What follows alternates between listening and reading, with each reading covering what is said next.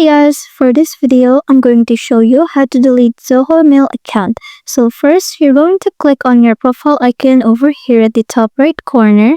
Then you're going to click on My Account. And that should bring you to a new window.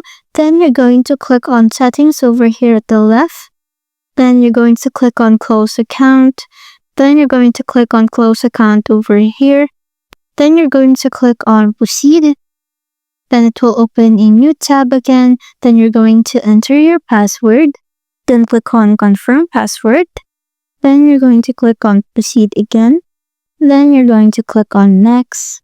Then click on Next again. And over here, they will ask you for the reason why you're closing your account. And you can also share your feedback if you want. Then you're just going to click on I understand over here. Then click on Close Account.